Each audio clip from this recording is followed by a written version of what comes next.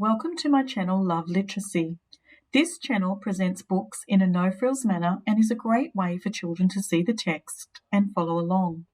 If you are a teacher, this channel is a great resource to support your grammar and punctuation lessons, as the text and pictures are clearly visible for the students.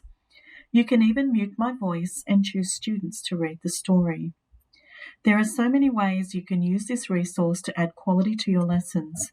Check out the video description for more ideas.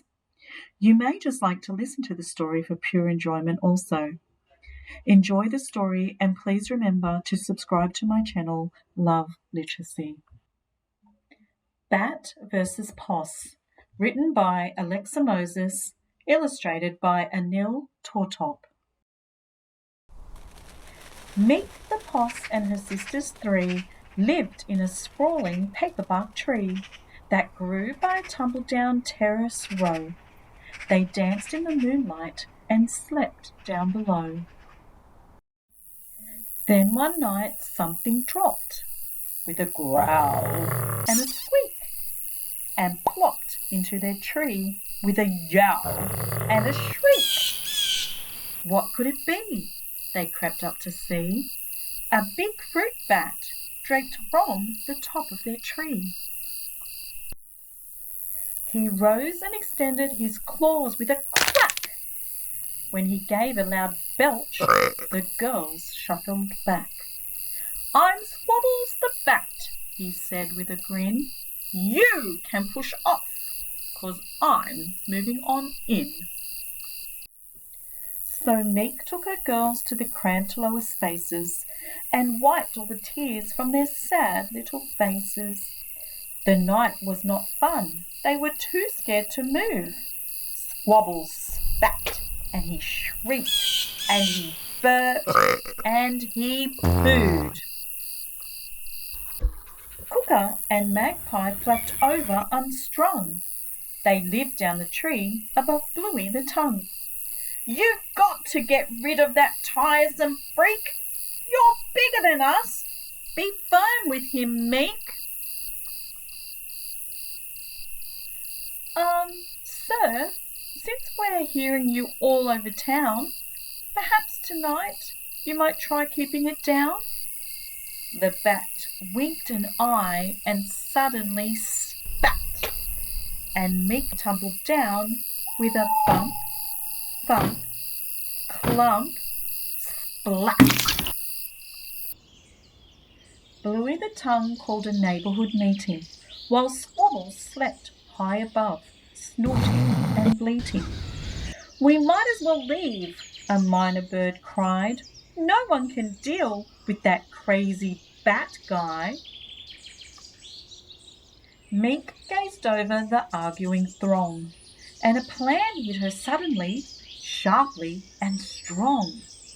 "I've got it," she said, and her eyes were aglow. "When I give the signal, be ready to go." The evening had fallen, the moon was a sail. Meek climbed on the red bin and waggled her tail. "Come down and get me, you big flying toad." Squabbles looked like his whole head would explode. "I'll make a fur coat of you, festering rash." He swooped down to catch her and fell in the trash. Meek whistled and heard a rustling din, as into the tree many creatures climbed in. Then Squabbles looked up and saw with surprise the dozens of furious glistening eyes, lizards and possums, birds fluffy and trim, insects and reptiles all glaring at him. Meek scampered up and stood high in the tree. "We're kicking you out! Find another home, see?"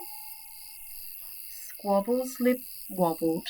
He tucked up his wings and started to hobble across the waste bins. "But Meek, doesn't everyone get second chances?"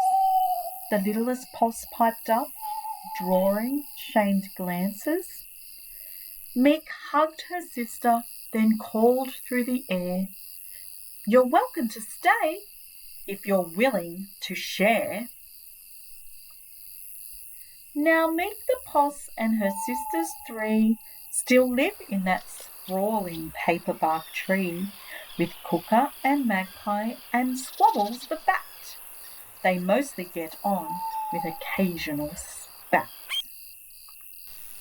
But Squabbles now shares and he tries not to brawl, and when the moon's out, he gives joy rides to all. I hope you enjoyed this story, Bat versus Poss, and remember to subscribe to my channel for more great stories.